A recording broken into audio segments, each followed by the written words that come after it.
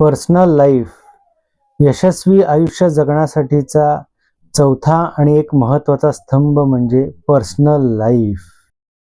पैसा, जबाबदाऱ्या, कर्तव्य, EMI ह्या सगळ्याच्या मागे पळता पळता तुम्ही स्वतःसाठी जगायचं विसरलात का? तुम्हाला एक प्रश्न विचारू, तुम्ही शेवटचं स्वतःसाठी स्वतःचा मी टाइम काढून कधी जगलेला तो काही आठवतंय का?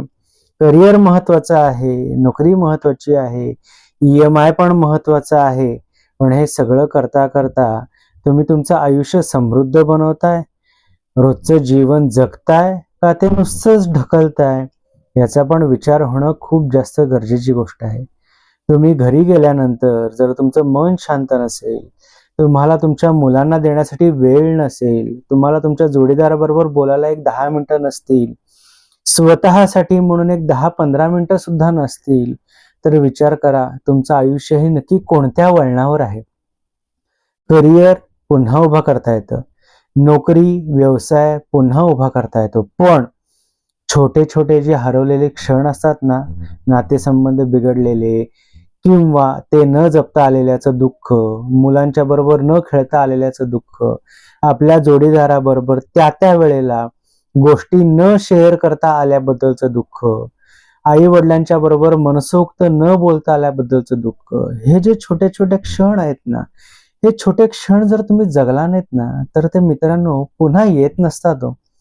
नोकरी व्यवसाय पुन्हा येतो, करिअर पुन्हा घडतं, सगळ्या गोष्टी पुन्हा पुन्हा होत राहतात व्यवहारातल्या, पण हरवलेले क्षण, निसटलेल्या आठवणी ह्या पुन्हा म्हणून मिळत नसतात आयुष्यामध्ये, हे कायम.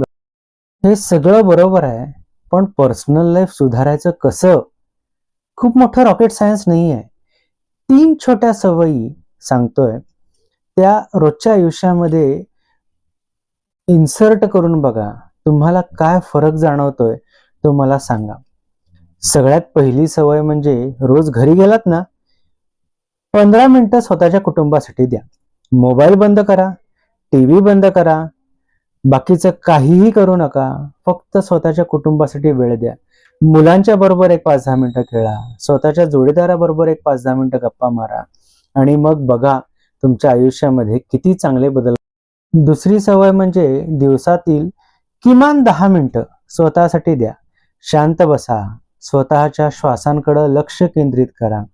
तेही जमत नसेल, चालायला जा, स्वतःच्या मर्जीची, आवडीची गाणी ऐका, स्वतःसाठी 10 मिनिटं तरी किमान द्या.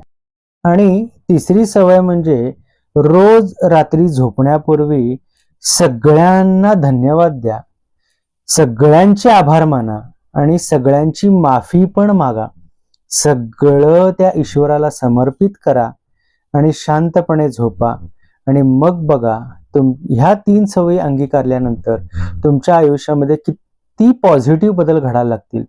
तुम्ही स्वतःला मिळायला लागाल, स्वतःसाठी वेळ काढायला लागाल आणि हे जे काही तुमच्या आयुष्यात बदल घडतात ना, ते कमेंटमधून मला सांगायला अजिबात विसरू नका. तर यशस्वी आयुष्याची पाचवी स्टेप, 5वी डायमेन्शन बघण्यासाठी म्हणून यशमार्गला नक्की भेट द्या. उद्या आपण भेटूच. धन्यवाद.